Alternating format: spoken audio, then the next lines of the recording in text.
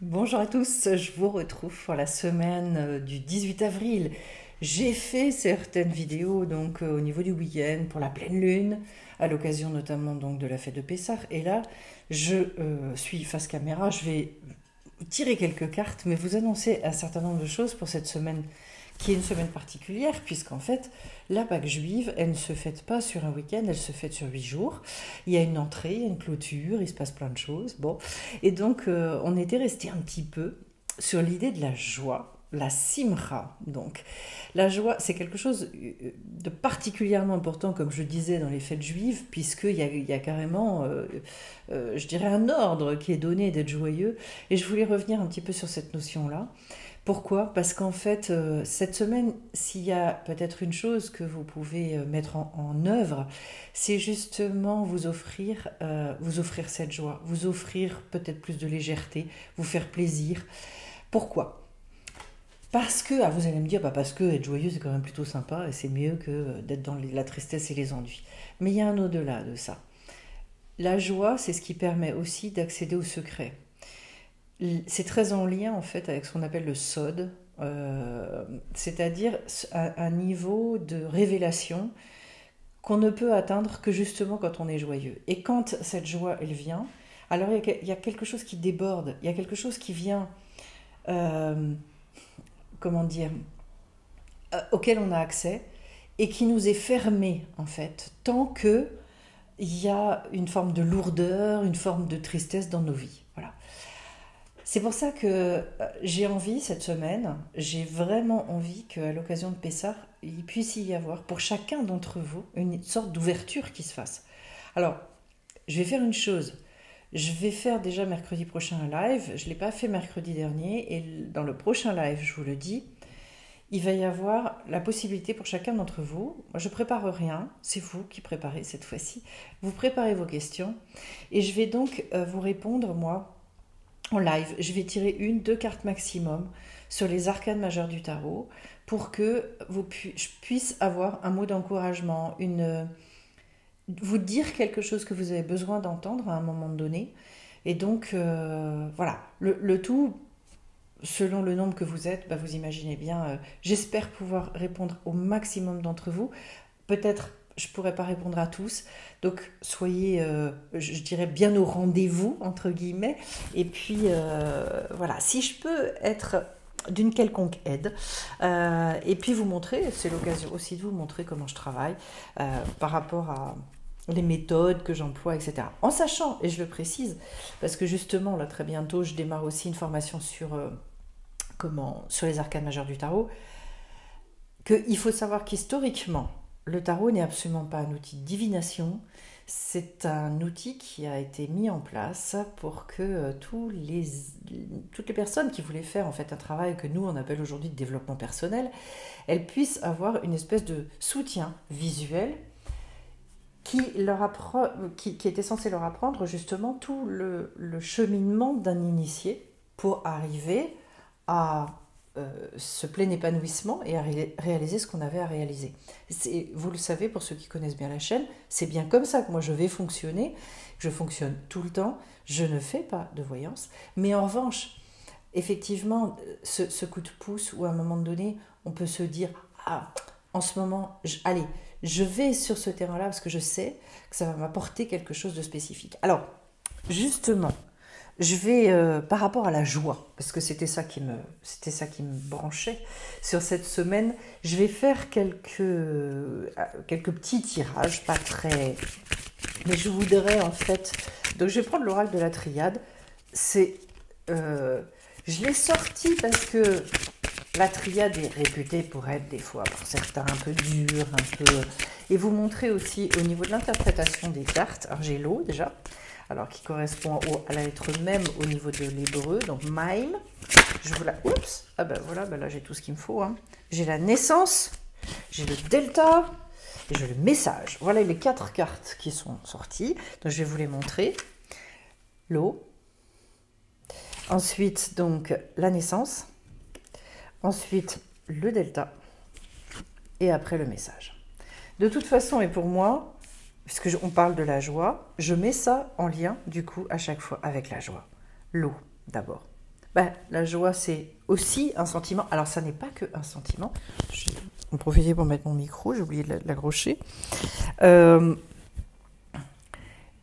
c'est comme finalement aussi une espèce de voile à traverser, qui est extrêmement important. J'avais une amie un jour qui m'avait dit, un jour j'ai décidé d'être heureuse. Elle avait vécu, elle avait traversé un certain nombre de choses, puis dans sa famille, il y avait des choses pas simples. Et du coup, elle avait dit, en fait, j'ai voulu sortir et j'ai voulu m'extraire du drame familial, bon. Et j'ai décidé véritablement d'être heureuse. Je crois qu'en ce moment, je le transmets parce que peut-être certaines personnes ont envie ont besoin, pas forcément envie d'ailleurs, mais besoin d'entendre ça. Ah ben, à ce propos d'ailleurs, entre envie et besoin, je vous raconte une petite histoire. C'est l'histoire de... Est-ce que vous connaissez la différence entre un rabbin et un commerçant? Le commerçant, lui, il est là pour vous proposer, vous transmettre des choses dont vous avez besoin, mais pas forcément envie. En revanche, le commerçant, lui, il va vous proposer des choses dont vous avez envie, mais pas forcément besoin.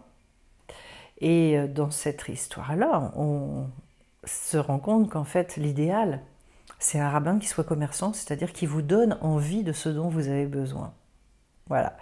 Donc, le petit clin d'œil, justement, aussi, sur toutes ces histoires que je trouve toujours très subtiles et extrêmement intéressantes. Bref.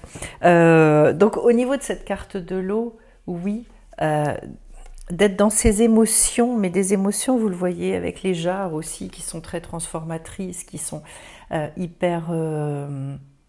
j'allais dire, ça fait un petit peu aussi quelque chose où il y a l'idée de la potion un peu magique, quoi. Hein, comme s'il y avait quelque chose à aller rechercher cette semaine là-dedans pour accéder à une nouvelle naissance. La joie vous parle quand même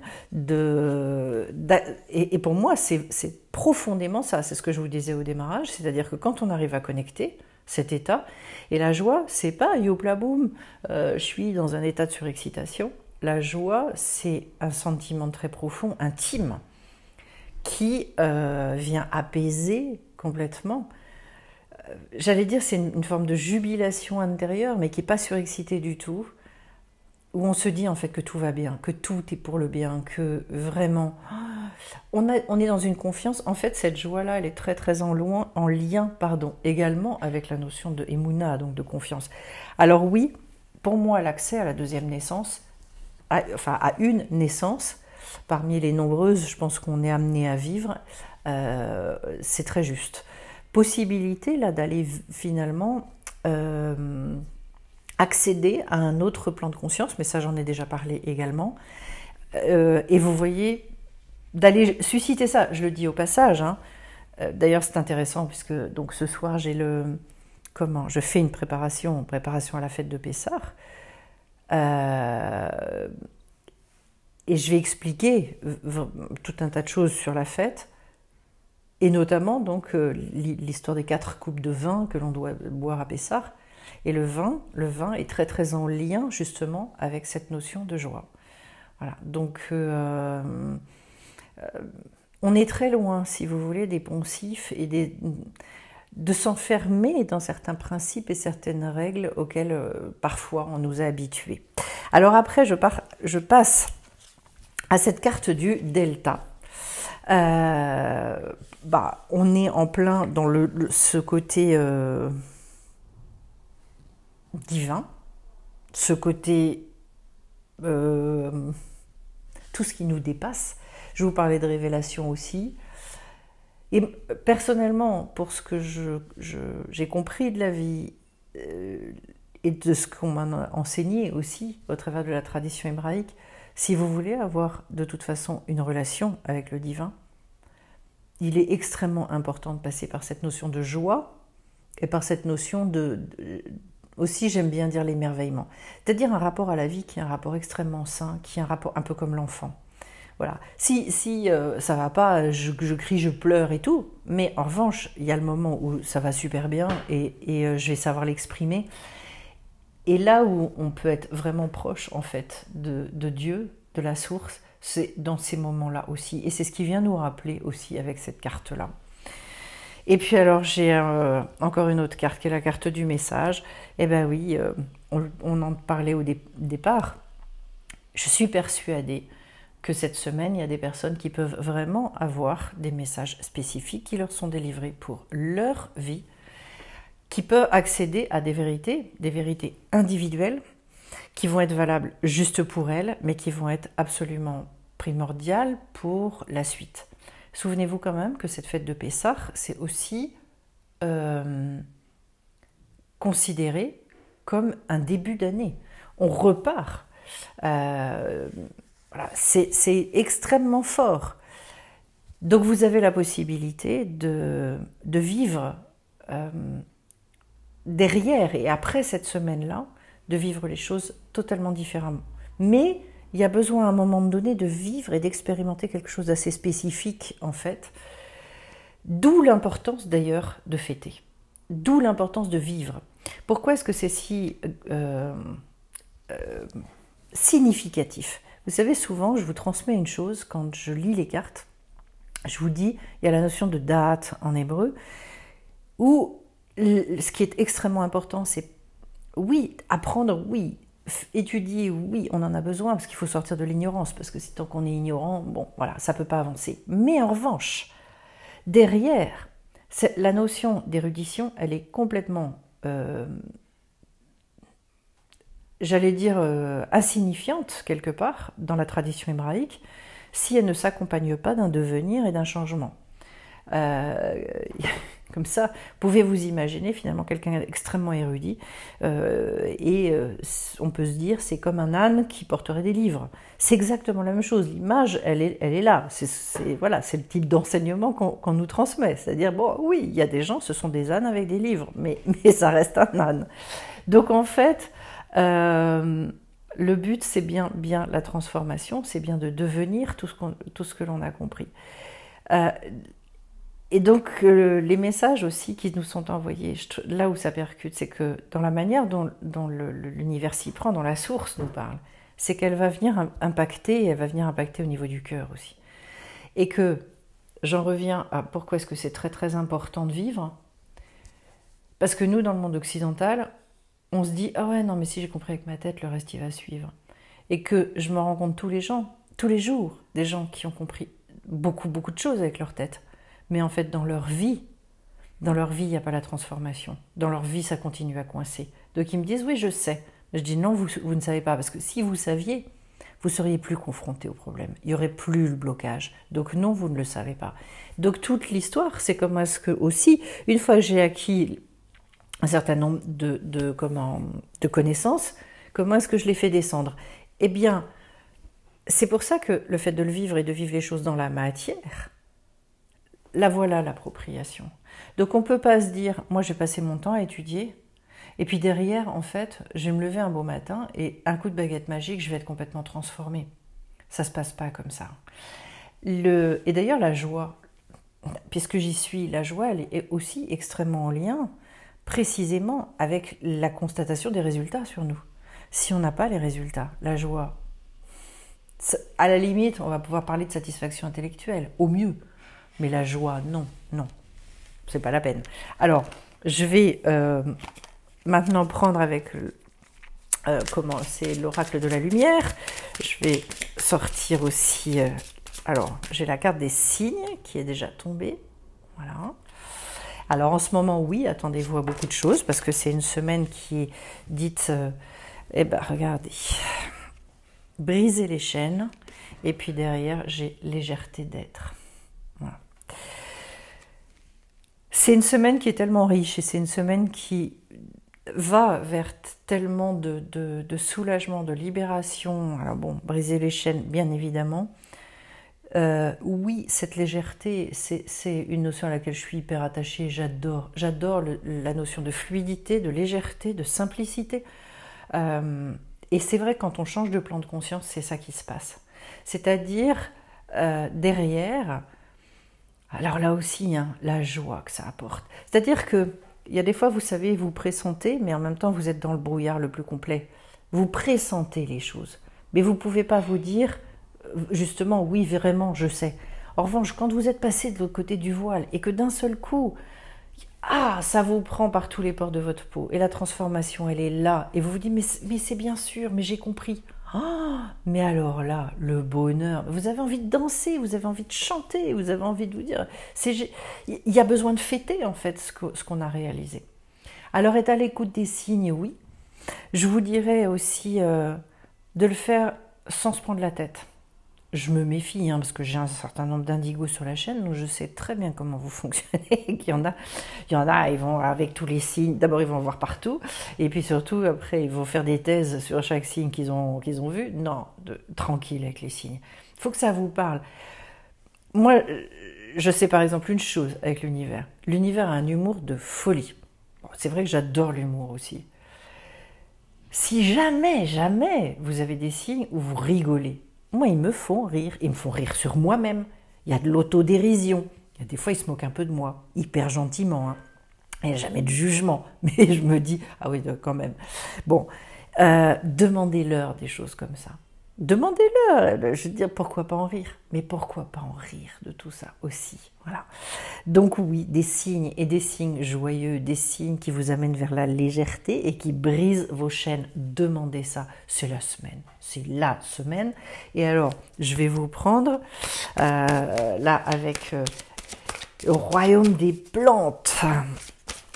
J'ai envie de vous prendre une ou deux cartes parce que je ressens dans ce jeu, qui est de Eric Kotsiras, j'avais fait une review là-dessus, tellement un côté plein de bonhomie, plein de bonne humeur, agréable, vraiment agréable. Et je trouve ça illumine. Bon, allez, on va aller tirer les cartes, parce que là, du coup, effectivement, ce sont des cartes, c'est un petit peu différent. Hop, zou, on étale. On étale et j'y vais. Allez, pour la semaine de Pessah.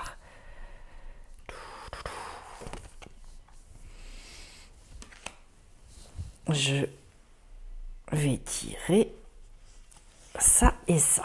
Alors, tac. La première, extraordinaire. Dans les apparences, même les plus laides, existe un joyau de bonté. C'est le lotus.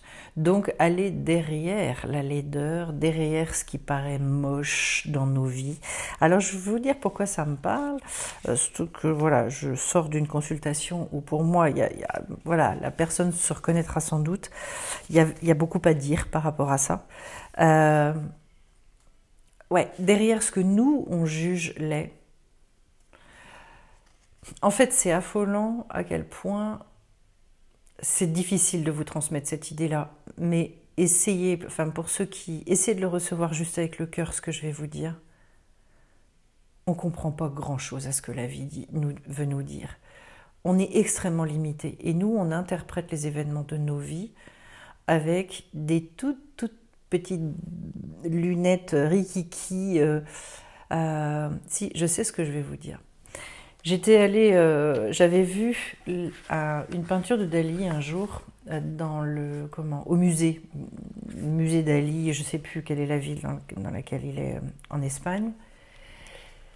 Et quand on regardait en fait la peinture en question à 3-4 mètres de distance, on avait une représentation spécifique de la peinture. Et puis après, on pouvait monter au premier étage, il y avait une coursive, et la coursive, en fait, on voyait le tableau, mais complètement en face, et là, on était à 15 ou 20 mètres. Voilà.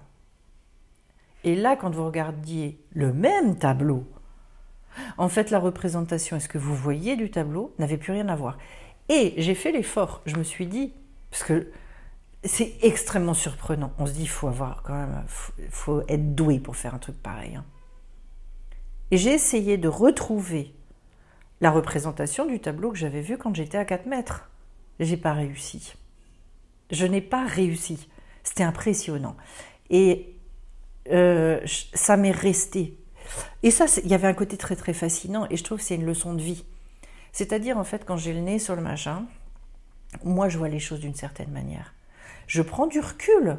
Mais en fait, le tableau n'a plus rien à voir. Donc, si vous m'aviez demandé de décrire quand j'étais en bas, ou si vous m'aviez demandé de décrire quand j'étais en haut, ben, je ne vous aurais pas raconté la même histoire. Et donc vous m'auriez dit, ben non, on ne parle pas du même tableau, alors qu'en fait c'était le même. Voilà, j'espère que ça va parler. Ce que je vous dis là, c'est primordial sur cette semaine d'avoir conscience de cette chose-là. Et ensuite, donc le deuxième, l'amour est ici. Goûtez aux joies et délices que celui-ci vous offre. Abandonnez-vous totalement avec une gratitude infinie. Et c'est une fleur que j'adore, c'est la pivoine. Pivoine de Chine. L'amour est ici. Goûtez aux joies et délices que celui-ci vous offre. Et je pense que dans la fête de Pessah, il y a une chose particulière que je peux vous transmettre. C'est une fête où justement on est protégé. La nuit de Pessah, il est dit qu'en fait il y a une telle lumière, un tel dévoilement de lumière, que c'est une nuit où justement il n'y a pas besoin de dire la prière qui s'appelle le Shema Israël, parce qu'en fait, on est protégé. Et moi j'ai envie de vous dire par rapport à ce tirage, oui, il y a aussi ça à aller gagner en fait, c'est cette espèce de conscience inouïe, énorme de l'amour qui nous est porté. Et vous pouvez demander ça, c'est d'avoir une espèce de douche d'amour à un moment donné, de vous sentir complètement entouré de cet amour-là. Je pense que moi j'en ai fait l'expérience un jour dans ma vie, c'est très très très impressionnant. Et là aussi, d'un seul coup on se dit en fait, donc il y a bien quelque chose d'extrêmement puissant qui est tout le temps là, qui veut mon bien, mais à des degrés que moi je ne peux pas imaginer, je ne peux pas concevoir. Mais ça existe bel et bien. Et je vous souhaite de vivre tout ça. Vous voyez que tout ça, au travers de la joie, tout ce qui peut déferler pour vous cette semaine, c'est extraordinaire, extraordinaire. Et on a encore des messages assez costauds quand même dans ce tirage-là. Et souvenez-vous aussi de ce que je vous racontais sur le tableau de Dali, parce que, waouh, on aurait conscience tout le temps de ça dans nos vies. Je vous remercie en tout cas de votre attention. Pour ceux qui veulent nous rejoindre, il y a encore de la place. Si vous voulez venir pour la préparation à Pessah, n'hésitez pas à venir nous rejoindre ce soir. Et puis, souvenez-vous, donc, mercredi prochain, un live. Et en live, vous me posez vos questions. Il faut que ce soit des questions concises, bien fichues, d'accord, pour que je puisse vous tirer une carte, vous répondre. Et voilà, vous donner une idée de comment vous mettre sur certaines pistes. Je vais vous souhaiter un magnifique week-end et puis on se retrouve très très vite sur Séphiroth. Bye bye.